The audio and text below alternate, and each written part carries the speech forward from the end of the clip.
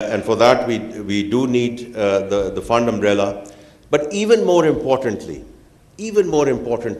we want to get on with the execution of the structural reforms, which we all know, and I've always talked about the fact that for the what and why, Pakistan has known for a very long time. It's now getting on with the execution. And for that, we need the fund umbrella. In terms of our priorities, again, there's no rocket science in there. We have to broaden our tax base. Our tax to GDP is languishing at about 9%. If we have to join the Committee of Nations, we have to start moving it towards 14, 15%. The second one, the Minister of Power is here, Minister of Petroleum is here. With the help of these cabinet colleagues, we have to start resolving the complex energy equation. Because we can make an industrial policy, we can start moving in the right direction, but if we don't get into competitive energy, we are not going to get there. So that's a second very important part of the reform agenda. And the third one is the SOE reforms. As Minister Mudassir Malik mentioned, and our Prime Minister has been very clear, that the government has no business in being in business. And therefore, all the drag that we have from the SOEs, we need to, and we will, inshallah, accelerate the privatization agenda. And you already see some of the transactions which are in play at the moment, whether it's PIA, our national airline, or the Islamabad airport. We certainly hope that, inshallah, by the time that we come to end June or early July, we can get these transactions through the finishing line. Now, that is, from my perspective, the short term. We need to get this done in the next fiscal year and then get into the permanence of it. But ultimately, it's about road to market, because people question, and rightly so, with a healthy dosage of skepticism, that why would this be the last program with the IMF? We are ultimately talking about the 24th IMF program that we are getting into. The only way we'll ensure that this is the last program is if we have a clear view and roadmap in terms of road to market. The first one is export-led growth. And the second one is foreign direct investment. And that's where, ladies and gentlemen, all of you come in.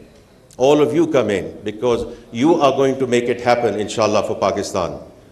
And the last thing is, of course, the access to international capital markets, which we have to work on our ratings, and whether it's the euro, whether it's Reg S, whether it's Chinese Panda bond, we have to get there. And ultimately, if we are able to deliver on these roadmap, inshallah, we won't have to get into dependence on another fund program. So we are very clear in terms of what we need to do in terms of short term. And when I talk about medium term, this is over the next 2 to 3 years. Now, I would like to close by emphasizing what the Minister mentioned earlier, that the private sector has to lead this country. As far as the government is concerned, we are very committed that we are going to provide the policy framework. And some of you who came in and talked about policy continuity, and you're absolutely right. We need both as we go forward, and we will inshallah sort of deliver on that. मैं सिर्फ आखिर में 30 second लूँगा उर्दू में बात करने के लिए, और वो इसलिए मैं कह रहा हूँ कि if we genuinely believe कि private sector has to lead the country, तो private sector को आगे बैठना चाहिए और ministers और bureaucrats को हमें पीछे बैठना चाहिए. I think it's about time. It's about time that we actually make sure, when we say the private sector has to lead this country, the private sector should also be sitting in the front benches, and all of us should be, Excellency, I'm just saying, all of us should be right behind them, because that's how it works, and that's how we are going to operationalize the private sector leading the country. With that, ladies and gentlemen, I wish you a very successful investment conference from Ministry of Finance. We are there to help, support, assist any way we can.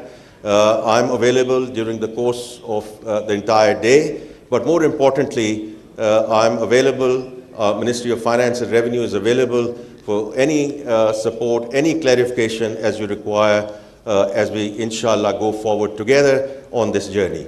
Thank you very much.